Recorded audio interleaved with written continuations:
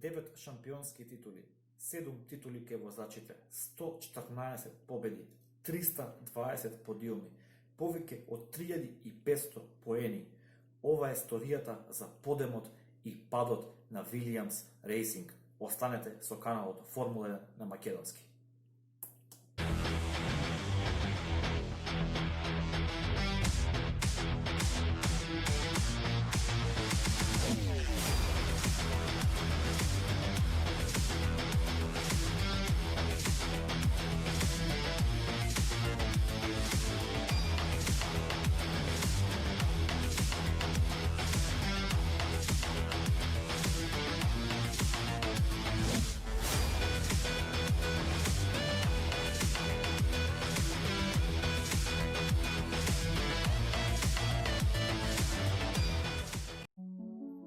Официјалниот почеток на тимот е во 1977 година под името Williams Grand Prix Racing, откако Френк Вилијамс се одвои од Валтер Волф Racing, со кој имаше претходна соработка и реши сам да тргне во борба за успех во F1 и веднаш на самиот почеток го ангажираше во тоа време младиот и надежен инженер Патрик Хет, кој ќе има фундаментална улога во подемот и падот на тимот.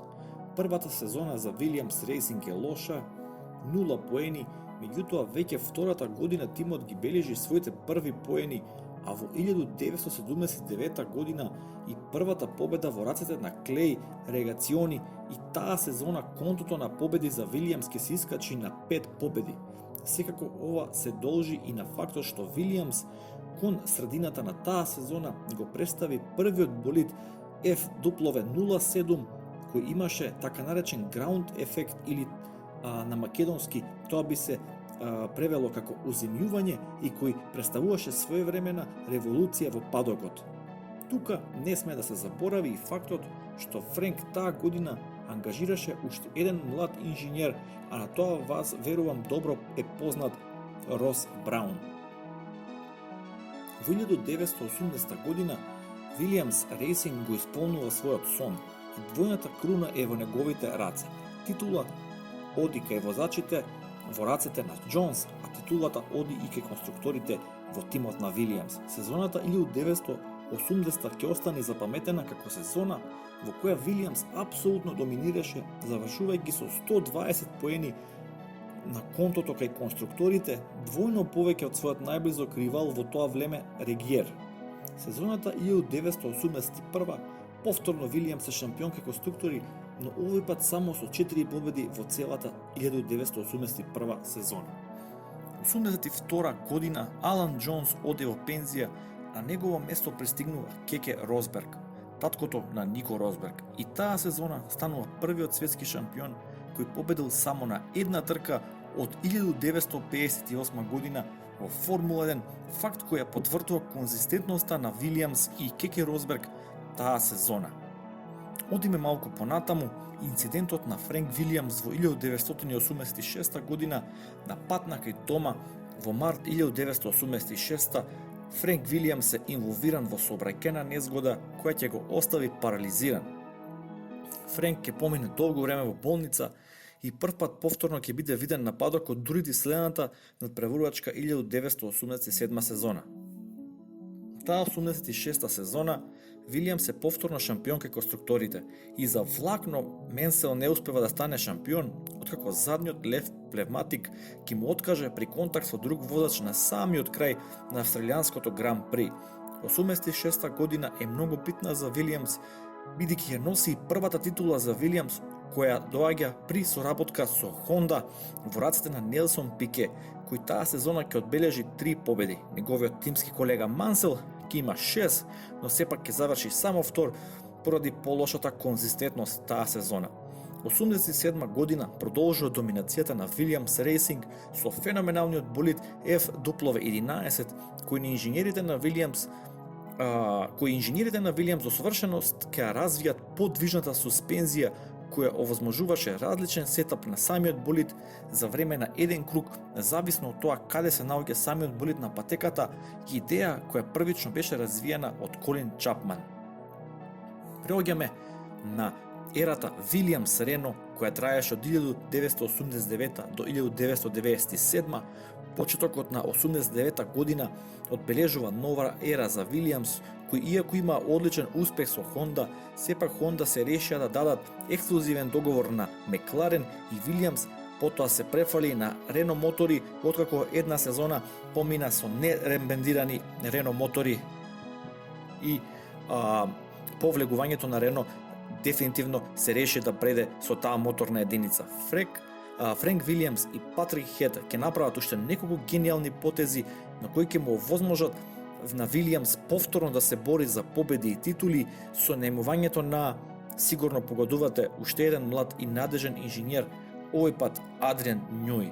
Првите 3 сезони со Рено се релативно успешни со вкупно 11 победи, но вистинскиот успех на Вилијамс Рено е во 1992 година, кој на патеките ќе се појави веројатно најнапредниот болид виден во Формула 1 до тогаш, F14, со кој Менсел постави рекорд таа сезона, победувајќи на 10 трки. Тимот на крајот од сезоната ќе има 21 подиум и ќе заврши со 65 поени предност пред својот најблизок ривал Мекларен. 93 година Прост се приклучува на Вилијамс со новиот F15C болид и носи на Вилијамс повторно двојна круна. По оваа сезона дури и FIA мораше да интервенира и да го укине системот за контрола на суспензијата, како и сите помагала, односно така наречени driver aids, кои му помагаат на возачот за време на трка. Доаѓаме до 94 година и оној кобен настан со смртта на Ајртон Сена. 94-та Вилијамс планира да ја продолжи доминацијата по пензијата на Прост и во тимот пристигнува Ајртон Сена, но по промените на одложениот FIA, новиот болид на Вилијамс се покажа тежок на управување, но Сена ќе успее да освои неколку пол позиции. На трката во Сан Марино, Ајртон Сена го губи животот откако ќе откаже неговиот систем за управување и со голема брзина ќе удри во заштитниот зид. Тешка сезона за Вилијамс, во која сепак успеа да забележат 7 победи и на крајот да ја освојат титулата ке конструкторите.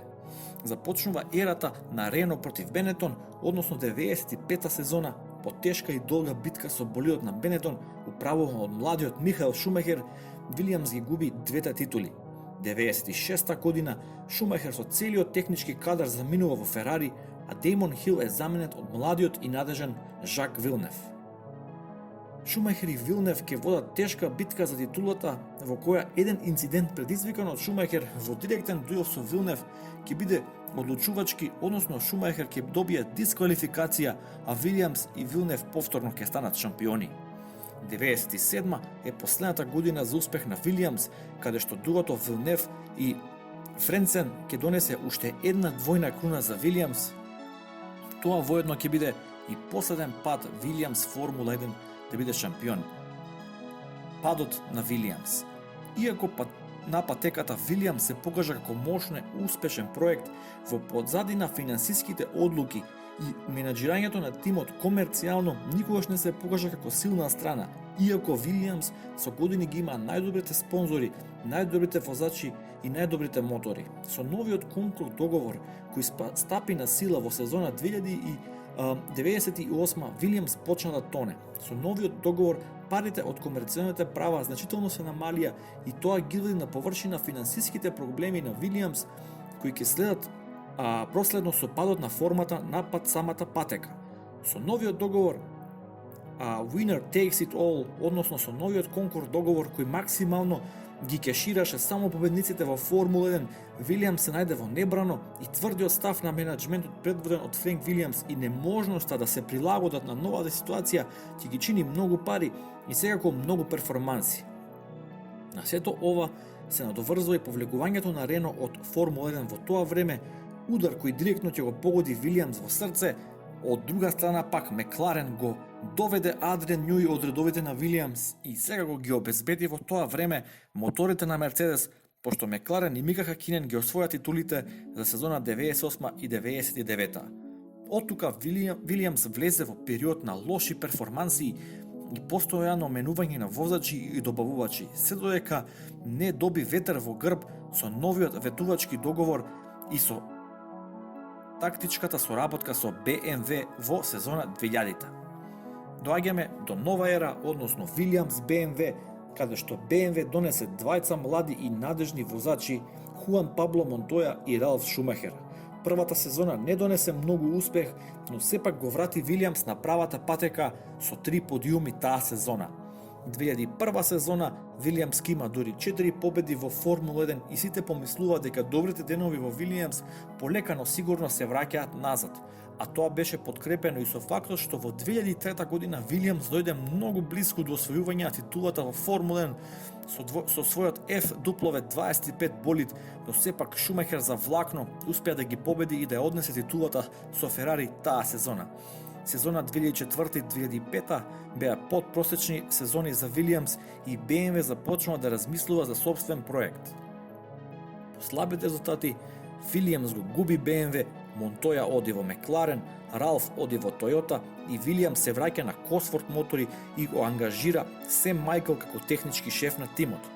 Ова нема да трае долго, па во следните 3 сезони Вилијамс ќе биде придвижуван од моторите на Тојота, а тимот нема да има значителни резултати. Сезона 2010-2011 Вилијамс повторно се враќа на Косворт мотори без позначаен успех. Сезона 2012 после 15 на години Вилијамс повторно во соработка со Рено ги добива нивните мотори и на шпанското Гран При Вилијамс конечно ќе успее да победи на една контроверзна трка каде што со одлука на стојардите да го казнат Хамилтон после квалификациите, кој во тоа време водеше за Мекларен, бидејќи немаше доволна количина на гориво во неговиот болид за контрола. Пастор Малдонадо успеа во неделата на самата трка да однесе победа за Вилијамс во една прилично дефанзивна трка од страна на Пастор Малдонадо, меѓутоа и доста интересна. Со доаѓањето на новите правила предложени од ФИА, односно турбохибрид ерата, Вилијамс подпишува стратешки договор со Мерцедес и веднаш тоа носи резултат со враќање на Вилијамс на подиумите, управуван од одличното дуо на Фелипе Маса и Валтери Ботас. Иако ќе го има најдобриот мотор во турбохибрид ерата, Вилијамс полека повторно почнува да тоне и од сезона до сезона бележи полоши резултати.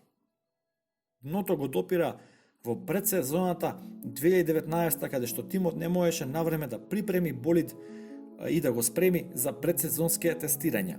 Внатрешни спорови, нерешени проблеми, слабење на самото влијание на Френк Вилијамс, честата промена на возачите, лоши договори и лоши резултати ќе го донесат Вилијамс F1 на работ на останокот, пошто само пред неколку недели беше објавено дека дел или целиот тим со целата инфраструктура која ја поседува ќе оди на продажба на потенцијален инвеститор или целосен купец.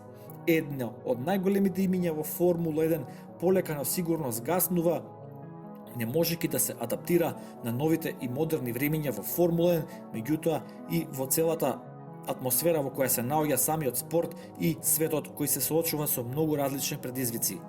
Што мислите вие? Дали ќе успее Вилијамс F1 да опстане покрај се или ќе неговото име ќе замине во историјата како некои други легендарни имиња како на пример Лотус и така натаму? Уште еднаш ви благодарам што го следите каналот Формула 1 на македонски. Вашите коментари се секогаш добре дојдени, како и секогаш ве молам за лайк, шер и сабскрајб и се гледаме во некоја следна прилика. Поздрав!